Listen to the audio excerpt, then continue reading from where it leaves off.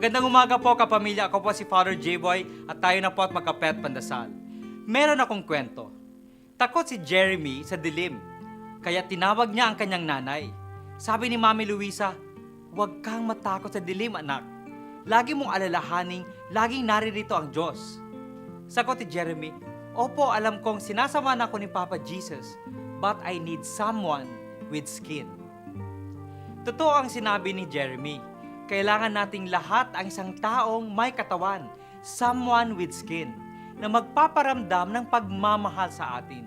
Wika ni San Ignacio de Loyola, "Love ought to be shown more in deeds than in words." Ayaw natin ng drawing o pangako lamang. Gusto nating makita, maamoy, madama ang pag-ibig na pinapangako sa atin. Mahalaga sa ating pananampalataya ang pagkakatawang tao ni Jesus.